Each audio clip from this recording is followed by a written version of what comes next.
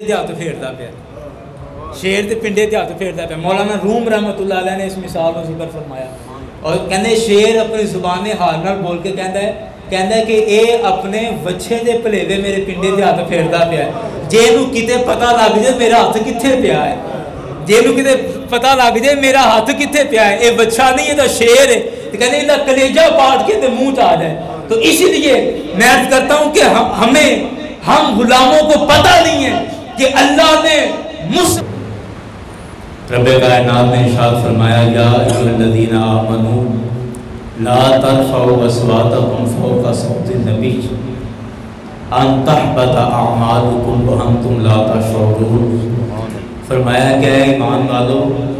نبی کی آواز پر اپنی آواز بلند نہ کرو، نبی کی آواز سے اپنی آواز اونچی نہ کرو،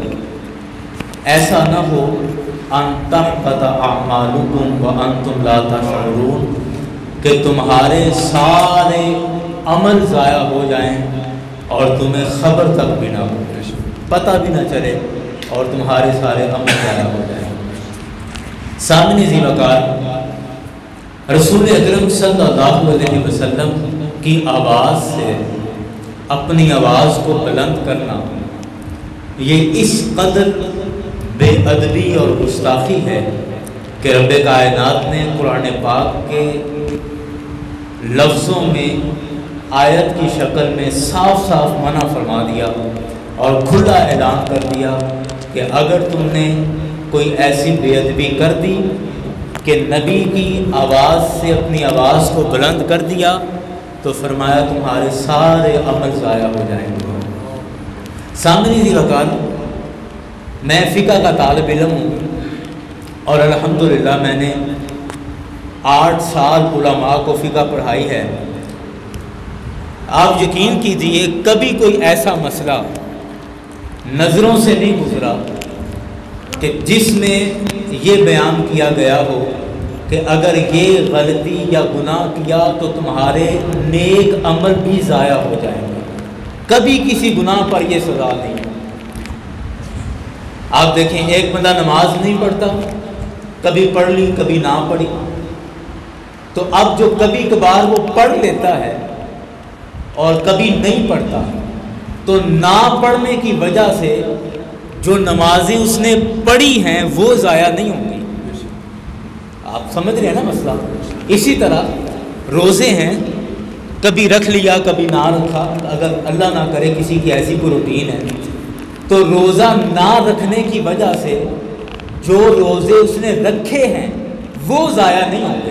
جو رکھے ہیں ان کا اجر ملے گا، جو نہیں رکھے ان کا گناہ اس کے ذمے ہے۔ اسی طرح زکوٰۃ کا بھی یہی معاملہ ہے، حج کا بھی یہی معاملہ ہے، نماز کا بھی یہی معاملہ ہے۔ ماں سوائے شرک کے اللہ نہ کرے میرے منہ میں خواب کہ اگر کوئی مسلمان توبہ استغفار اگر کوئی شرک کر لیتا ہے تو شرک کرنے کی وجہ سے اس کے نیک عمل سارے ضائع ہو جائیں گے۔ شرک کے بعد کوئی بھی ایسا گناہ نہیں ہے کہ جس گناہ کی وجہ سے اس کے نیک عمل بھی ضائع ہو جاتے ہیں۔ اللہ اکبر اللہ اکبر۔ واحد رسول اکرم صلی اللہ علیہ وسلم کی گستاخی ہے، سرکار کی گستاخی ایسا سخت گناہ ہے، سرکار کی گستاخی ایسا سنگین جرم ہے کہ رب کائنات نے اپنے شرک کے بعد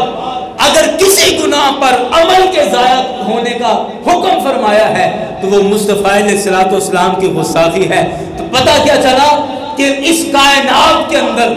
محض 2 ہستیاں ایسی ہیں کہ جن کی بے ادبی سے انسان کی زندگی کے سارے عمل ضائع ہو جاتے ہیں، ایک خدا کی ہستی ہے اور دوسری مصطفیٰ کی ہستی ہے۔ اللہ اور اس کے رسول کی بے ادبی اور گستاخی کے بعد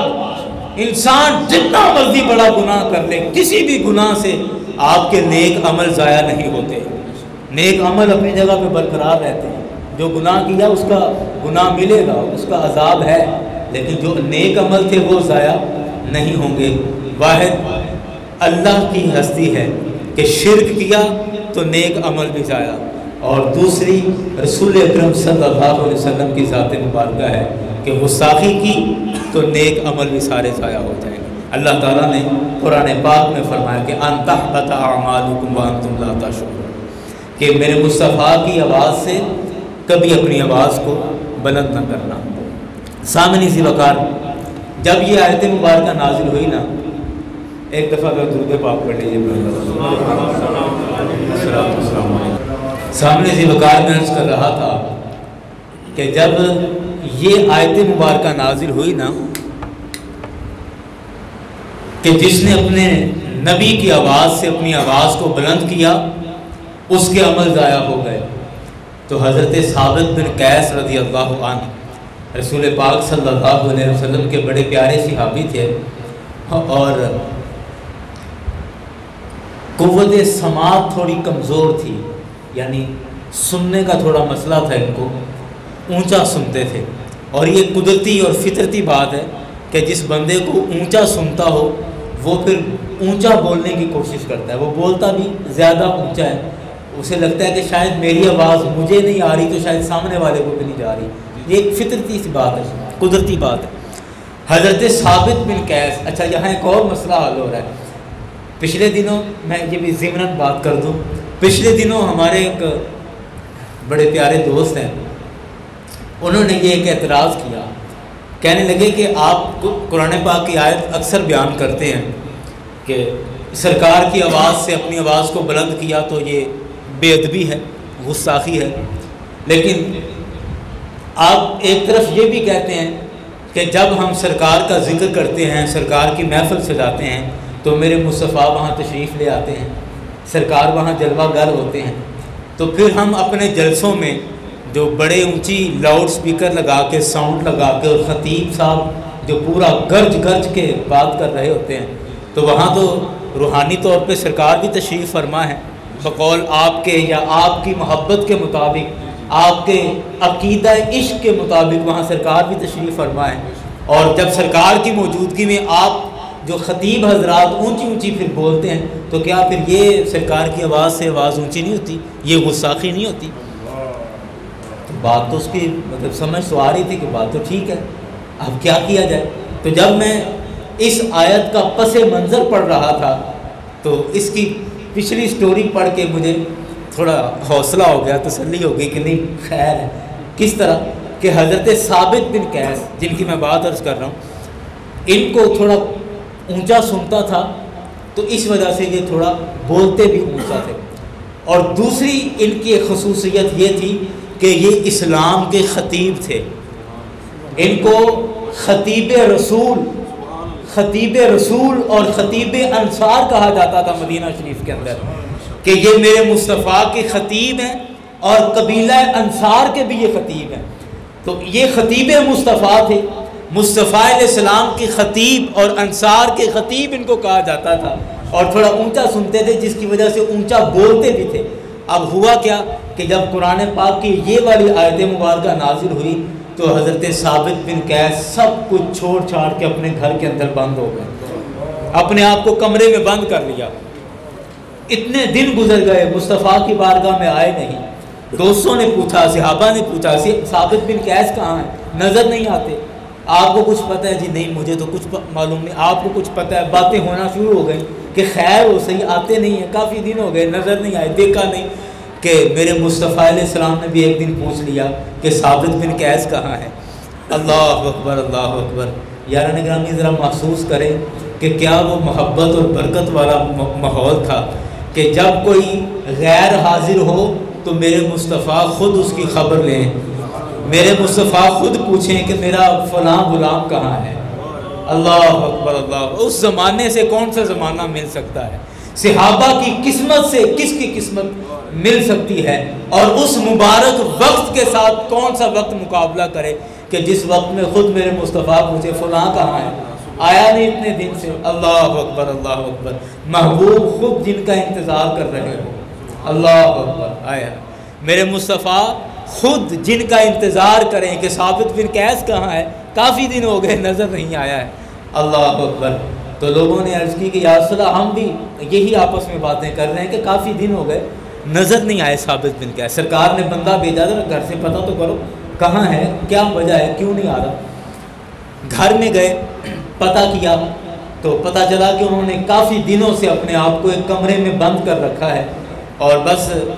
ضرورت کا کھانا کھاتے ہیں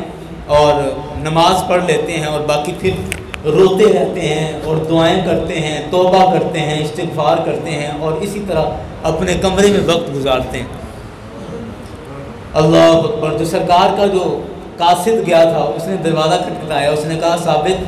ثابت بن قیس، مجھے سرکار نے تمہاری خبر لینے کے لیے بھیجا ہے،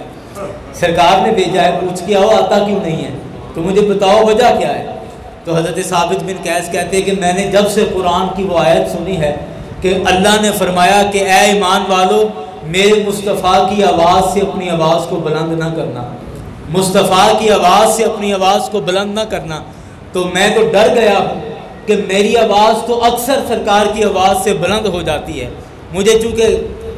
اونچا سنتا ہے تو اس لیے میں ذرا بولتا بھی اونچا ہوں، تو اکثر سرکار علیہ السلام کی آواز سے میری آواز بلند ہو جاتی ہے، تو میں تو جہنمی ہو گیا ہوں، میرے تو عمل ضائع ہو گئے ہیں، میں تو غلطی کر بیٹھا، گستاخی کرتا رہا ہوں، اس لیے میں اس قابل نہیں سمجھتا اپنے آپ کو کہ میں مصطفیٰ کا سامنا کروں، کیسے میں سرکار کا سامنا کروں، میں نے اپنے آپ کو کمرے میں بند کر لیا ہے۔ وہ پیغمبر،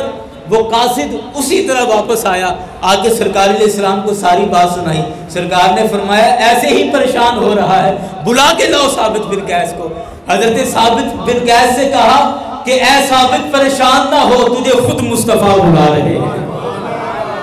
مصطفیٰ تجھے خود بلا رہے ہیں۔ ڈرتے ڈرتے رسول پاک صلی اللہ علیہ وسلم کی بارگاہ میں حاضر ہو گئے، عرض کرتے ہیں یا رسول اللہ صلی اللہ علیہ وسلم، مجھے معاف کر دیجئے، میری آواز اکثر اونچی ہو جاتی ہے، مجھے پتہ نہیں چلتا، میرے سننے کا معاملہ ہے نا، اس لیے، اور پھر ویسے بھی میں خطیب ہوں اور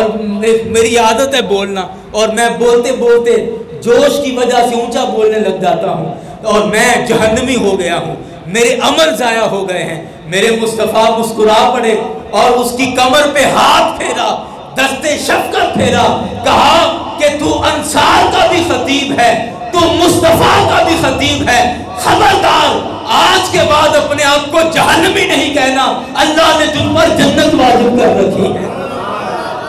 اللہ اکبر، اللہ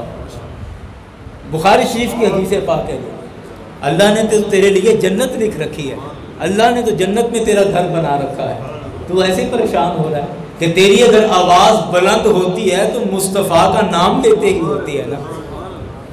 اللہ اکبر، تیری اگر آواز بلند ہوتی ہے تو خدا اور اس کے رسول کا نام لیتے ہی ہوتی ہے۔ اللہ اکبر۔ یاران گرامی، اس حدیث پاک کو پڑھ کے ذہن میں یہ بھی خیال آتا ہے کہ اللہ نے کیسی شانیں عطا فرمائی ہیں کہ میرے مصطفیٰ جس کو چاہتے ہیں جنت عطا فرما دیتے ہیں۔ اب یہاں پر تو کوئی وحی کا ذکر ہی نہیں ہے نا، بخاری شریف کے اندر آپ حدیث پڑھ کے دیکھ لیں، اور میں تو بخاری شریف اس والی کتاب سے پڑھ کے آیا ہوں ابھی تھوڑی دیر پہلے، جو سعودی عرب سے چھپی ہے، عربی کی کتاب، تو آپ اس پوری حدیث کے اندر پڑھ کے دیکھ لیں، کہیں کوئی وحی کا ذکر نہیں ہے۔ میرے مصطفیٰ نے اپنی مرضی سے فرمایا کہ اے ثابت، اللہ نے تیرے لیے جنت لکھ رکھی ہے، اللہ نے تیرا ٹھکانہ جنت بنا رکھا ہے۔ اللہ اکبر، اللہ اکبر۔ میرے مصطفیٰ جس کو چاہیں اللہ نے جنت کا مالک بنایا، نہ صرف اس جہان کا بلکہ اس جہان کا بھی میرے مصطفیٰ کو مالک بنا دیا ہے۔ میرے مصطفیٰ جسے جو چاہیں عطا فرماتے چلے جاتے ہیں۔ اللہ اکبر، اللہ اکبر۔ سامعین ذی وقار، اعلیٰ حضرت رحمۃ اللہ علیہ نے اس موقع پہ فرماتے ہیں کہ تجھ سے اور جنت سے کیا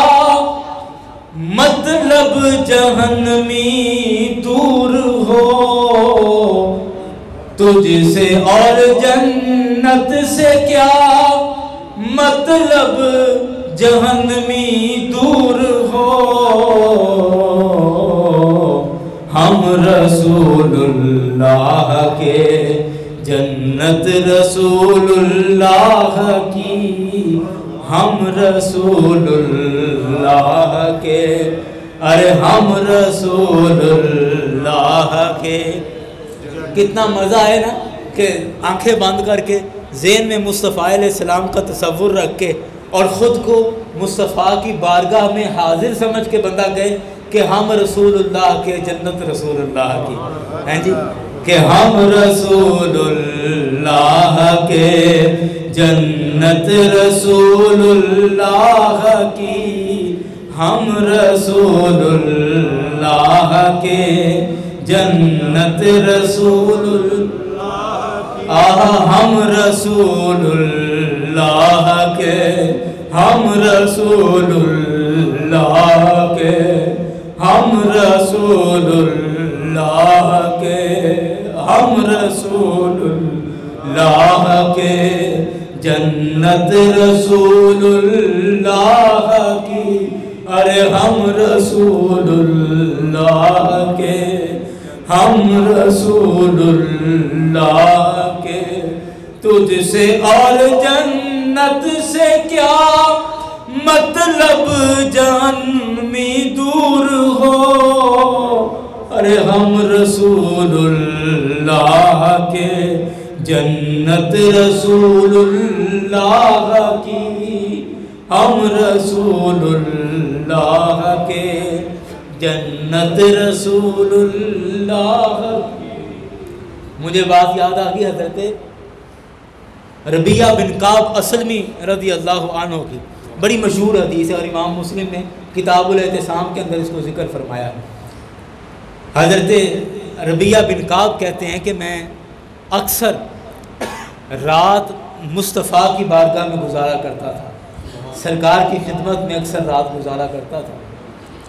اور کہتے ہیں ایک دن ایسا ہوا کہ تہجد کا وقت تھا اور میں سرکار کی بارگاہ میں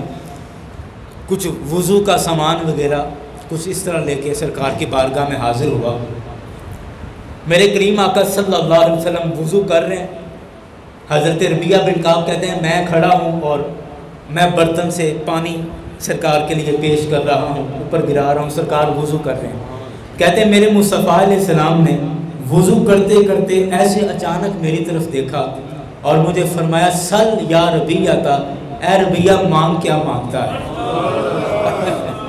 اللہ اکبر، اللہ اکبر، سبحان اللہ، سبحان اللہ۔ یاران گرامی، اس وقت کو کن لفظوں کے ساتھ بیان کروں کہ سرکار نے ایسے آنکھ بھر کے جس کی طرف دیکھ لیا۔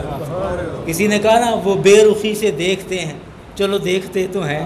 میں شاد ہوں کہ ہوں تو ان کی نگاہ میں، کہ وہ جیسے بھی دیکھیں میں اتنا ہی، مجھے اتنی ہی بڑی خوشی ہے کہ ان کی نظروں میں تو ہوں کم از کم۔ اللہ اکبر۔ اور جن کی طرف میرے مصطفیٰ اس محبت سے دیکھیں، کہتے ہیں اچانک میری طرف ایسے مصطفیٰ علیہ السلام نے دیکھا اور فرمایا سل یا ربیعہ تا، اے ربیعہ مانگ کیا مانگتا ہے؟ قربان جائیں، یہ بہت بڑا امتحان ہوتا ہے، یہ بہت بڑا امتحان ہوتا ہے کہ جب محبوب اتنی بڑی آفر کرا دے کہ مانگ کیا مانگتا ہے، اس وقت پتہ چلتا ہے کہ تیرے اندر کیا ہے، اس وقت پتہ، نعروں کے صرف نعرے ہیں یا اندر بھی کچھ، دل کے اندر بھی کچھ رکھتا ہے، ان موقعوں پر پتہ چلتا ہے۔ یقین کیجئے یہ بھی ایک بہت بڑا امتحان تھا حضرت ربیعہ پر۔ میں اکثر سوچتا ہوں کہ ہمارے جیسا کوئی ہوتا تو کہتا جی بس دعا فرمائیں کہ بیٹا نوکری پہ لگ جائے۔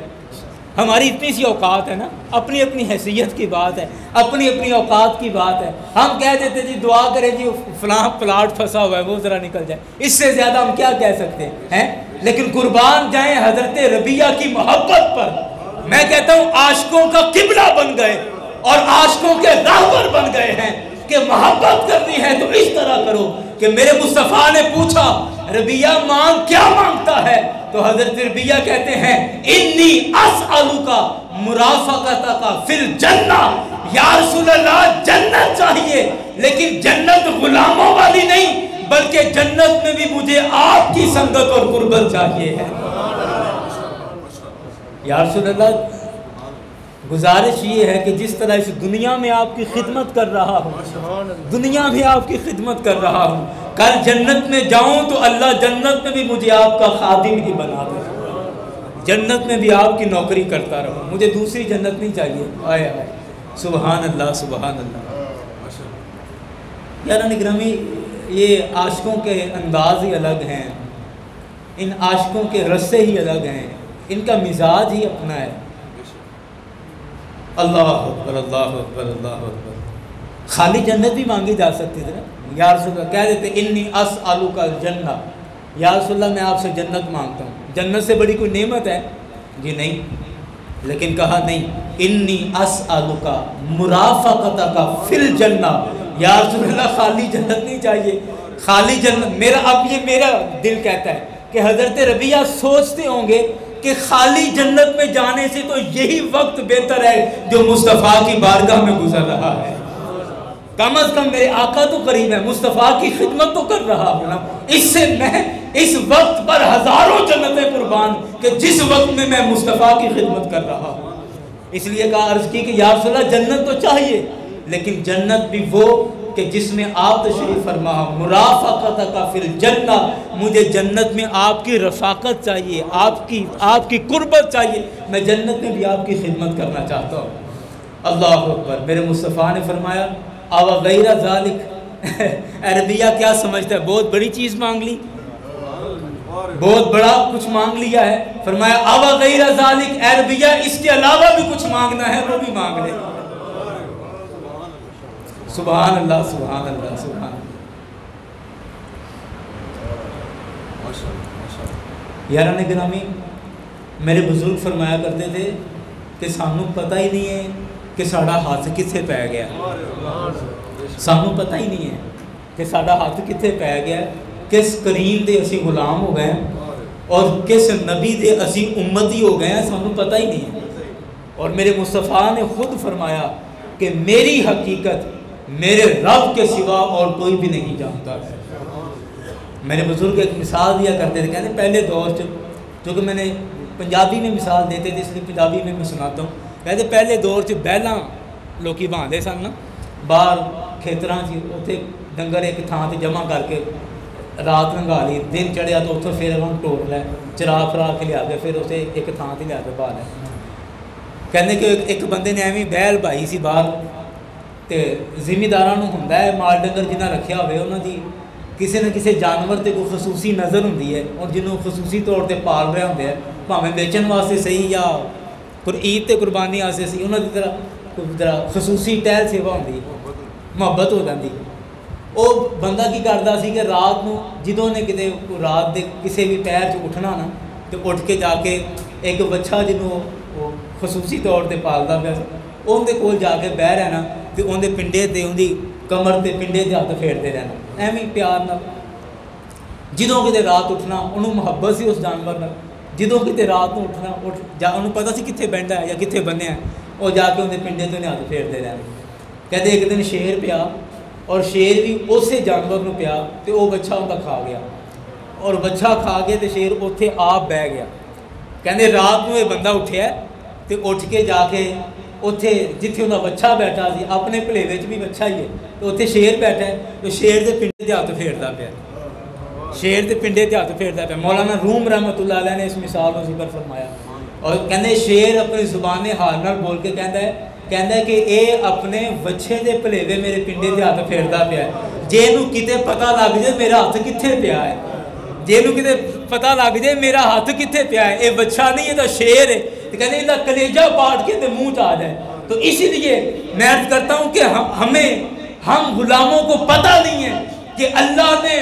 مصطفیٰ علیہ السلام کو کیا عظمتیں اور شانیں عطا فرمائی ہیں. سانوں پتہ ہی نہیں ہے کہ اللہ نے ساڈا ہاتھ کتے پا دیتا ہے کہ اسی کس نبی دے غلام ہو گئے ہیں. جے کتے سانوں پتہ لگ جائے کہ مصطفیٰ دی عظمت شان کی ہے، شاید اسی برداشت نہ کر سکیے اور ان دی تاب نہ لیا کے اسی دنیا تو چلے جائیے. اس لیے اللہ نے مصطفیٰ علیہ السلام دی عظمت اور حسن و جمال کے بھی پردے پا کے رکھے نے کہ میرے مصطفیٰ علیہ السلام اپنے غلامہ چ بھی بہندے رہتے اپنے رب دے نال بھی تعلق رکھتے. اللہ اکبر اللہ اکبر. میں عرض کر رہا سی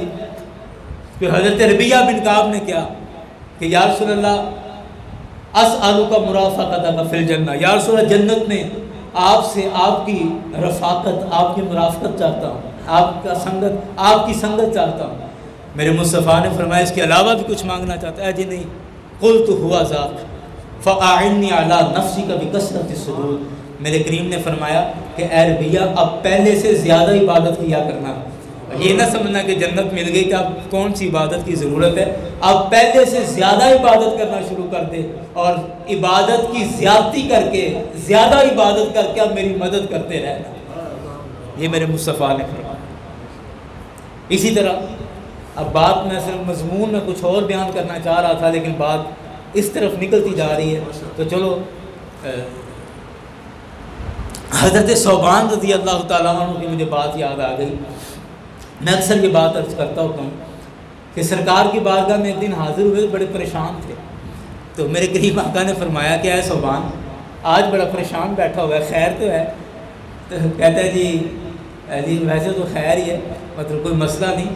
بس ایسی ایک بات ستائے جا رہی ہے، فکر مند ہو رہا ہوں۔ میرے مصطفیٰ نے فرمایا کیا مسئلہ ہے؟ کہتے جی ایسے ہی میں سوچ رہا ہوں، ذہن میں خیال آ جاتا ہے کہ دیکھیں نا کہ ہم مدینہ شریف میں رہتے ہیں یا رسول اللہ، یا کہتے ہوں گے کہ جی دیکھیں مدینہ شریف میں رہ رہے ہیں سارے، اس گلی میں آپ کا گھر ہے، وہ اگلی گلی میں میرا مکان ہے، تو یا رسول اللہ ایک ہی محلے کے اندر ہم سارے رہتے ہیں، تو جب بھی ذرا دل پریشان ہوتا ہے، دل بے قرار ہوتا ہے،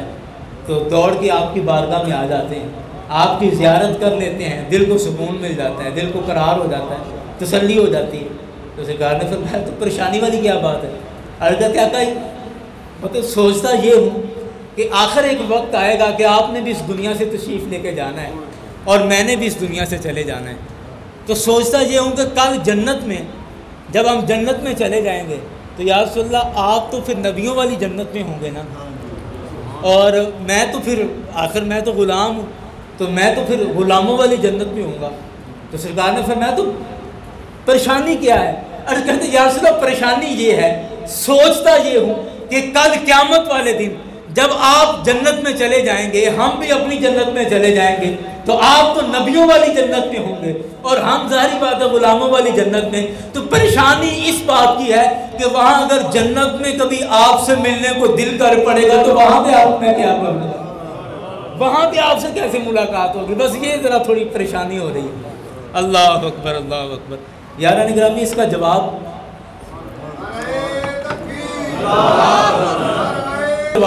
جو میرے مصطفیٰ نے فرمایا وہ تو اپنی جگہ پہ مزیدار ہے ہی، میں تو کہتا ہوں اس سوال ہی کتنا مزیدار ہے، سوال کا ہی کتنا لطف ہے، اور کتنے معیار کا سوال کیا کہ یا رسول اللہ جنت میں کبھی آپ سے ملنے کو جب دل کرے گا یا کبھی دل آپ سے اداس ہو جائے گا اور دل بے قرار ہو جائے گا، پریشان ہوں گے، تو اب مدینے میں تو آپ فوراً آپ کے پاس آ جاتے ہیں، تو جنت میں کیسے آئیں گے، وہاں پہ کیا طریقہ کار ہوگا، یا کیسے وہاں کیا صورتحال ہوگی، کیسے آپ سے ملاقات ہوا کرے گی؟ دوسرے لفظوں میں میں کہتا ہوں کہ حضرت ثوبان یہ کہہ رہے تھے کہ یا رسول اللہ جنت میں بھی آپ کے بغیر جنت میں بھی دل نہیں لگنا ہے، آپ کے بغیر جنت میں بھی ہمارا دل نہیں لگنا،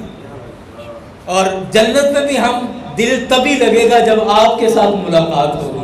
آپ کے ساتھ ملاقات نہ ہو تو پھر جنت کا ہم نے کیا کرنا ہے؟ میں جیسے پہلے بھی حدیث میں عرض کر رہا تھا، تو پھر صحابہ کرام سوچتے ہوں گے کہ جنت سے بہتر تو پھر یہ دن ہی ہے کہ جو مصطفیٰ کی قربت میں گزر رہے ہیں، کہ سرکار کے پاس تو کم از کم ہے۔ اب جب یہ سوال کیا تو میرے مصطفیٰ علیہ السلام خاموش ہو گئے، کوئی جواب نہیں ارشاد فرمایا، تھوڑی دیر خاموش رہے کہ رب کائنات کی رحمت جوش میں آئی، فرمایا جبریل دوڑ کے جاؤ، میرے مصطفیٰ کا لاڈلا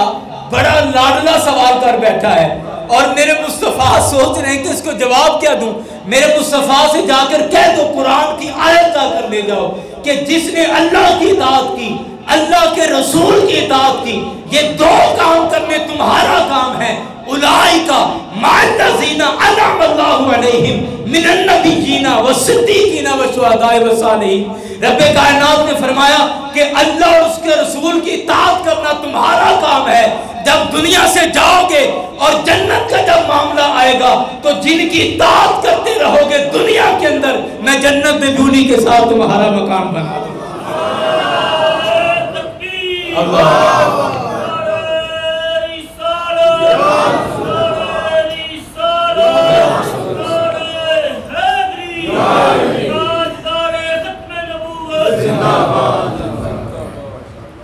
اللہ اکبر۔ فرمایا کہ وہ لوگ انہی کے ساتھ ہوں گے جنہوں نے اللہ اور اس کے رسول کی اطاعت کر لی وہ لوگ انہی کے ساتھ ہیں جن پر اللہ نے انعام کیا ہے. اور وہ کون ہے؟ انعم اللہ علیہ من النبیین، پہلا نام ہی نبیوں کا آیا ہے، وہ ان کے ساتھ ہی ہوں گے. اور میرے مصطفیٰ کی ویسے بھی حدیث مبارکہ ہے، میرے کریم آقا نے فرمایا المرء مع من احب،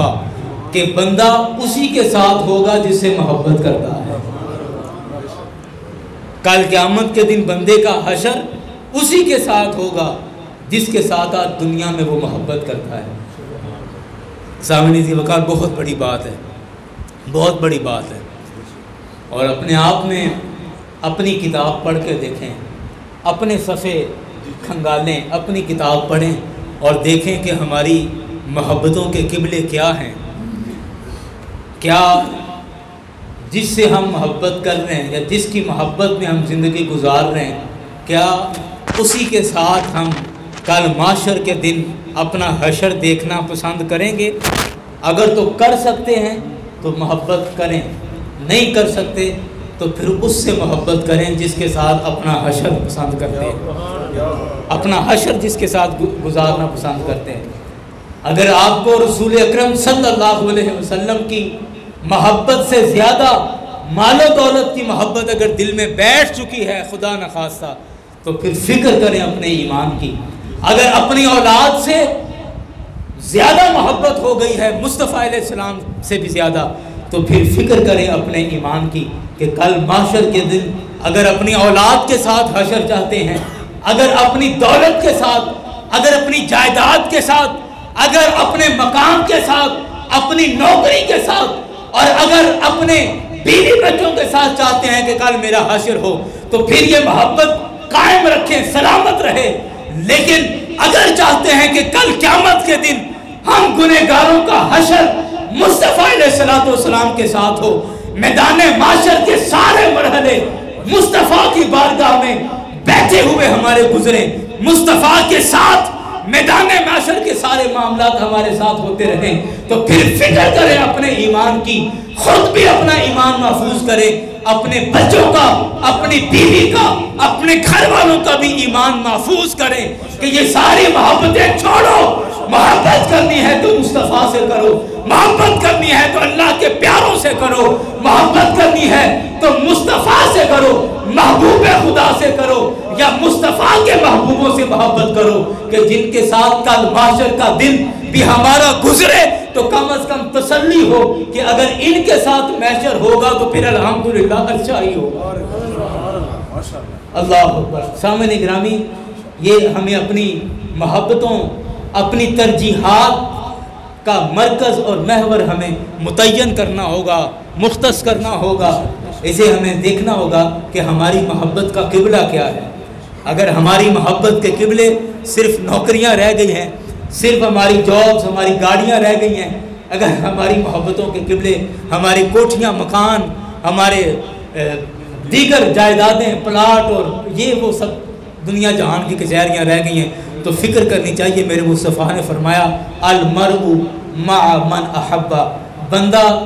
آخرت میں اسی کے ساتھ ہوگا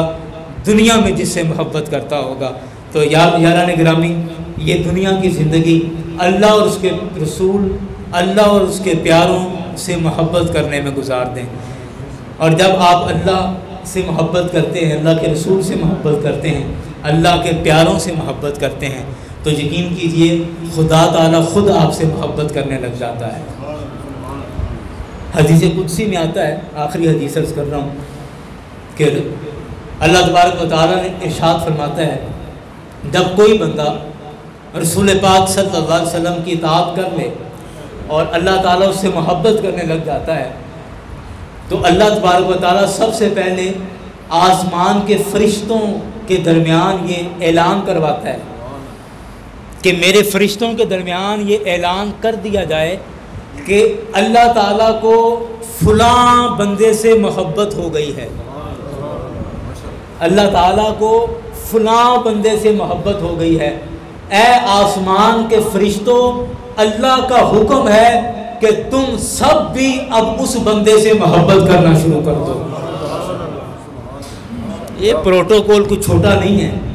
کہ جب عرش کے فرشتے بھی آپ سے محبت کرتے ہو، ہائے ہائے ہائے، اس سے بڑا پروٹوکول کیا ہوگا؟ ہیں جی. اور پھر اس کے بعد پھر رب تعالیٰ کی طرف سے حکم آتا ہے کہ آسمان دنیا پر زمین میں یہ اعلان کر دیا جائے کہ اے زمین کے بسنے والے لوگوں، اے زمین میں بسنے والی تمام مخلوقات، انسانوں،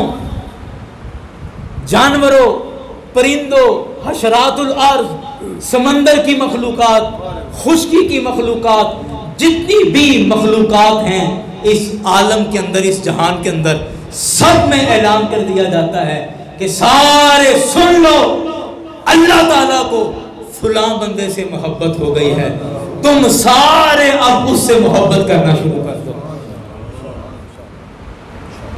حضرت خواجہ ابوالحسن خرقانی رحمۃ اللہ علیہ، میں پورا واقعہ تو نہیں سناتا،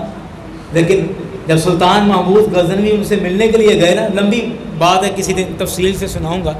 ملنے کے لیے گئے نا، بڑا نام سنا تھا کہ خواجہ ابوالحسن خرقانی خرقان کے اندر بہت بڑے اللہ کے ولی ہیں. اور جب ان کے گھر گئے تو ان کی جو بیوی تھی، زوجہ تھی، وہ ذرا تھوڑی زبان کی تیز تھی، تو کہا کہ جی دروازہ بجایا، جی خواجہ صاحب کہاں ہیں؟ کون خواجہ صاحب؟ خواجہ ابوالحسن خرقانی نے ان سے ملنے آیا ہوں. کہا تو بھی سمجھدار ہو کہ اس بڈھے کے پیچھے لگا ہوا ہے، پتہ نہیں کہاں جنگلوں میں نکلا ہوا ہے، کوئی دفعہ ہوتا ہے یہاں سے، کوئی نہیں ہے وہ ادھر، پتہ نہیں کدھر، جیسا وہ پاگل ویسے ہی دوسرے، اس طرح کی باتیں کرتی. بڑے پریشان ہو گئے کہ یار بندے کو سب سے زیادہ اس کی بیوی جانتی ہے، اور جس کی بیوی اس کو پاگل کہہ رہی ہے، تو میں اتنا لمبا سفر کر کے اس سے ملاقات کرنے کے لیے آیا ہوں. خیر کہتے چلو پھر بھی دیکھتے تو ہیں. جنگل کی طرف بتایا کہ گئے، یہ سلطان بھی جنگل کی طرف چل پڑے. سامنے سے دیکھا کہ خواجہ، اب سنیں، خواجہ ابوالحسن خرقانی رحمۃ اللہ علیہ نے لکڑیوں کا گٹھا سر پہ اٹھایا ہے، شیر کے اوپر بیٹھے ہیں، سانپ ہاتھ میں پکڑا ہے، جو مار مار کے شیر کو ہانک رہے ہیں. جیسے جنگل ختم ہو گیا، سانپ کو بھی کہا کہ ٹھیک ہے اب جائیں آپ، میرا سفر پورا ہو گیا ہے. شیر سے بھی نیچے اتر گئے اور اس کو بھی ہاتھ پھیر کے کہا ٹھیک ہے آپ بھی جائیں. اپنی لکڑیاں اٹھائیں اور گاؤں کی طرف آ گئے. سلطان نے، وقت کا سلطان ہے، جب دیکھا تو ہاتھ جوڑ کے کہے کہ حضور یہ میں نے کیا دیکھا ہے، شیر کے اوپر سواری کر رہے تھے اور آپ سانپ آپ نے ہاتھ میں پکڑا ہے کوڑے کے طور پر. خواجہ ابوالحسن خرقانی رحمۃ اللہ علیہ نے جو جواب دیا، کہا کہ جب یہ بندہ اپنا سب کچھ چھوڑ کر اس کا ہو جاتا ہے تو وہ رب پھر کائنات کی ہر مخلوق کو تمہارا تابعدار کر دیتا ہے.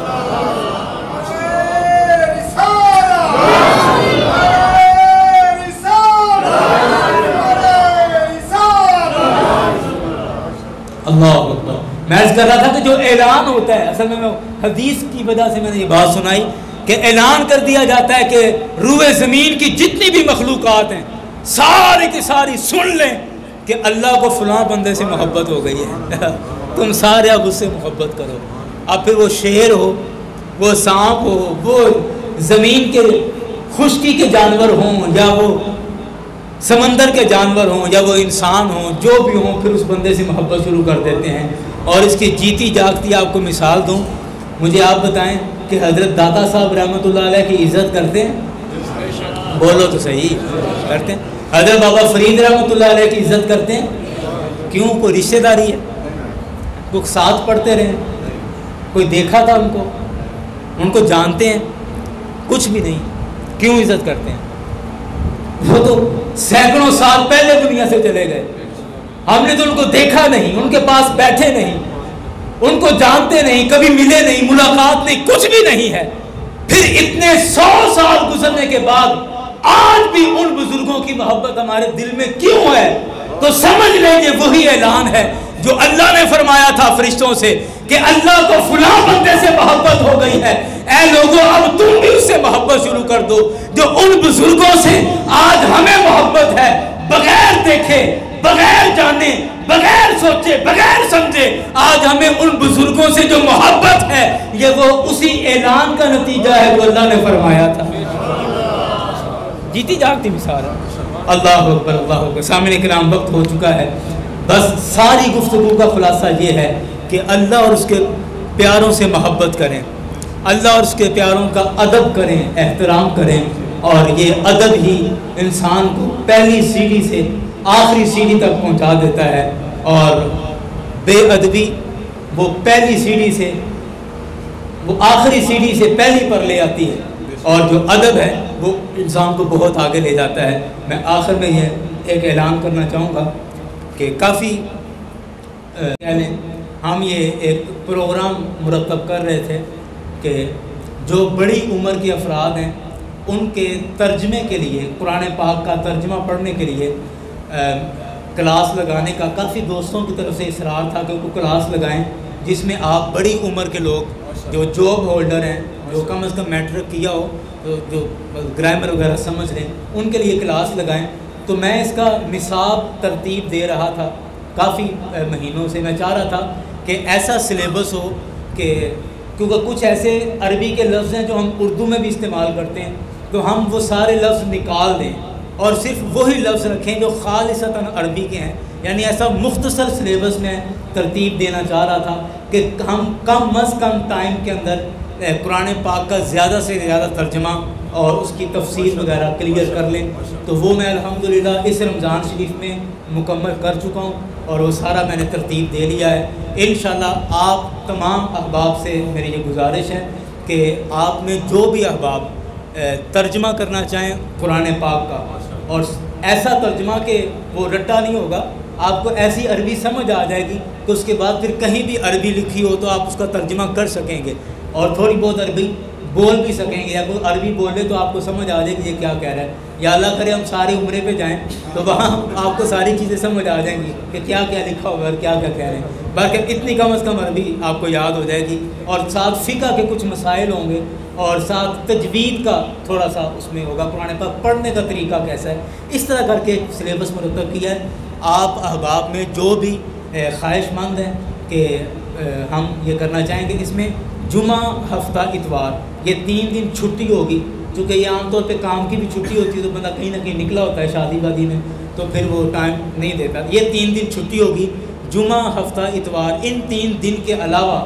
بقیہ جو دن ہیں ہفتے کے، یعنی پیر، منگل، بدھ اور جمعرات، مغرب کی نماز کے بعد یعنی مغرب سے لے کر عشاء تک یہ کلاس ہوگی، اور انشاءاللہ اس میں قرآن پاک کا ترجمہ مین سبجیکٹ ہوگا، اور اس کے ساتھ تھوڑی قرآن پاک کی تفسیر، فقہ کے مسائل اور تجوید، یہ 3 چیزیں انشاءاللہ اس کے اندر ہوں گی۔ جو احباب اس کے خواہش مند ہیں وہ مجھے اپنے نام درج کروا دیں تاکہ ہم اس کا پورا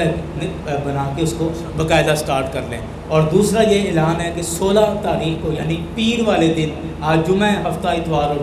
پیر والے دن الحمدللہ تعلیمی سال کا آغاز ہو جائے گا، اور اپنی مسجد میں درس نظامی کی جو دوسرے سال کی کلاسز ہیں ان کا آغاز ہو جائے گا۔ تو اپنے بچوں کو عالم کورس کے لیے داخلے دلوائیں اور ان کو یہاں داخل کروائیں تاکہ پہلے سال کے اندر اور دوسرے سال کے اندر، اور الحمدللہ میں نے جیسے پہلے بھی عرض کیا تھا کہ ابھی جو پہلے سال کے امتحان ہوئے ہیں بورڈ کے، ہمارے بچوں نے بہت اچھے نمبر لیے، A+ گریڈ نمبروں میں بچے پاس ہوئے ہیں۔ وہ الحمدللہ آپ سب کے لیے بھی اور میرے لیے بھی بڑی خوشی کی بات ہے، آپ سب کے لیے مبارکباد ہے، اور آپ اپنے بچوں کو داخل کروائیں درس نظامی کے لیے بھی اور حفظ کے لیے بھی۔ اللہ تبارک و تعالی ہم سب کو دین مصطفیٰ کی خدمت کی توفیق عطا فرمائے۔